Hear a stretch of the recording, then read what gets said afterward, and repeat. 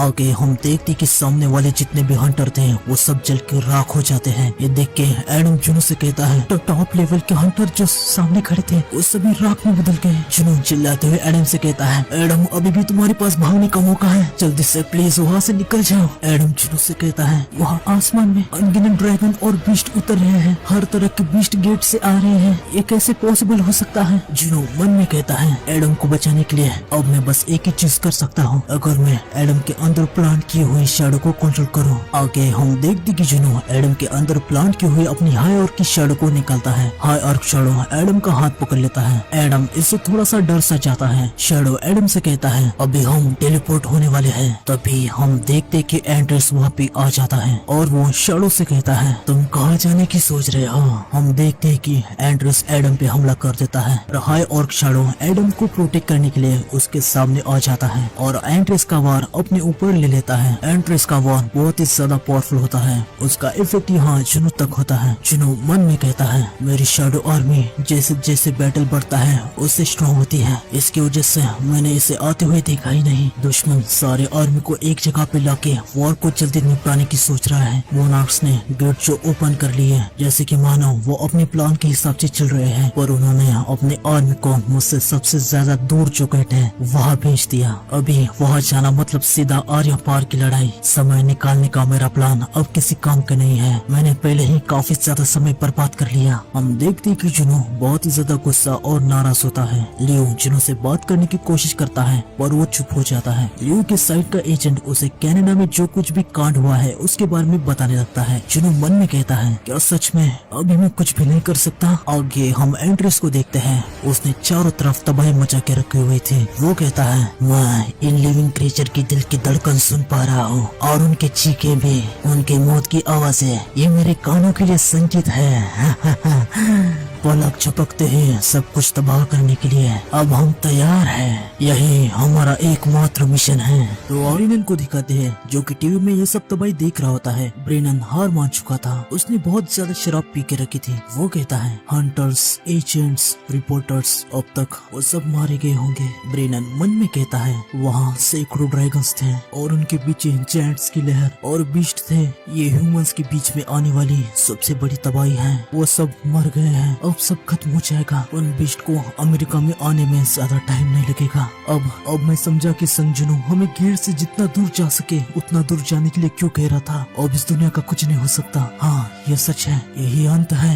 तभी हम देखते कि जुनू यहाँ पे आ जाता है। जुनू को अचानक से देख के ब्रेनन थोड़ा सा हैरान सा हो जाता है। जुनू ब्रेनन से कहता है ऐसे अचानक से आने के लिए मुझे माफ कीजिए, पर कुछ ऐसा है जो मुझे चाहिए, रूइन स्टोन। प्लीज मुझे वो रूइन स्टोन दीजिए जो कामिश ने पीछे छोड़ा था। ब्रेनन बहुत ही ज्यादा नशे में था। ये सुन के वो कहता है पर मिस्टर संग जैसे कि आप जानते हैं फेडरल ब्यूरो रूइन स्टोन को संभालता है। तभी ब्रेनन अपने आप को संभालता है और मन में कहता है आखिर मैं ये क्या कर रहा हूँ। फेडरल ब्यूरो अभी इम्पोर्टेंट नहीं है, अगर पूरा देश मिट्टी में मिलने वाला है तो उस रूइन स्टोन का क्या मतलब है। आगे ब्रेनन जुनू से कहता है मिस्टर संग मुझे माफ करना, मुझे लगता है कि मैंने कुछ ज्यादा ही पी के रखी है। मैं आपको रूइन स्टोन देता हूँ लेकिन आपको उसकी जरूरत क्यों है। जुनू ब्रेनन को बताता है मैं उसे काउंटर अटैक करने के लिए यूज करने वाला हूँ। हम देखते कि ये दोनों रूइन स्टोन की तरफ आने लगते हैं। जुनू ब्रेनन को सब कुछ बता देता है। आगे हम देखते कि ये दोनों कामिश के रूम में आ जाते हैं। ब्रेनन कहता है तो उन रूलर्स ने इन बीस्ट को यहाँ पे भेजा था,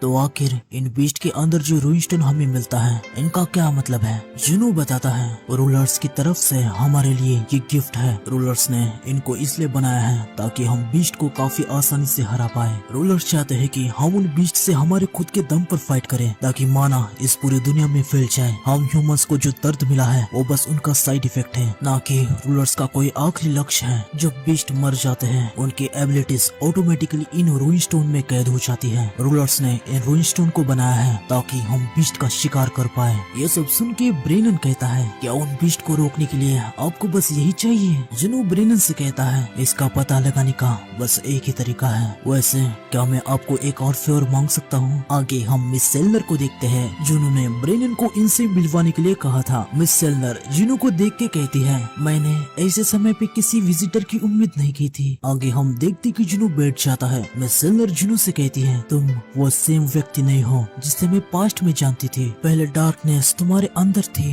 लेकिन अब तुम खुद ही डार्कनेस हो। जुनू मिस सेलर से कहता है, मिस सेलर आप जिसे जानती थी मैं वही सेम व्यक्ति हूँ, बस फर्क इतना है कि जिस डार्कनेस को आपने मेरे अंदर देखा था मैं उसके साथ एक हो गया हूँ। आपने कहा था कि आप फ्यूचर देख सकती हो, है ना? क्या मैं भी आपको मेरे फ्यूचर में देखने के लिए कह सकता हूँ? मिस सेलर पहले थोड़ी सी शांत सी रहती है, पर आगे वो जुनू से कहती है, ठीक है। मिस सेलर जुनू का हाथ पकड़ लेती है और जुनू का फ्यूचर देखने लगती है। आगे हम देखते हैं कि मिस सेलर रोने लगती है और वो जुनू से कहती है, मिस्टर संग क्या तुम सच में अकेले सब कुछ अपने कंधे पे लेने वाली हो? ये सुन के जुनू मुस्कुरा रहा होता है। आगे मिस सेलर रोते हुए ही जुनू से कहती है, पर कैसे एक अकेला इंसान इतने बोझ को कैसे उठा सकता है? क्या बेहतर अच्छे के लिए तुम खुद को कुर्बान करने जा रहे हो? ये सब सुनने के बाद जुनू कहता है, क्या सुकून मिला, मतलब मेरा प्लान काम करेगा? ये सुन के मिस सेलर बहुत ज्यादा हैरान हो जाती है और वो जुनू से कहती है, तुमने सुकून कहा? कोई भी तुम्हें याद नहीं रख पाएगा, ये जंग तुम्हें अकेला कर देगी। आगे हम देख देगी जुनू यहाँ से जाने लगता है। जाते हुए वो मिस सेलर से कहता है, ऐसे फेवर मांगने के लिए मुझे माफ कीजिए। मिस सेलर जुनू को रोकने की कोशिश करती है, पर जुनू यहाँ से चला जाता है। आगे हम जुनू को एक टावर पे देखते हैं। वो अपने फोन को निकालता है और चाहिन को कॉल लगाता है। वो चाहिन से कहता है, चाहिन ये मैं हूँ। चाहिन जुनू से कहती है, जुनू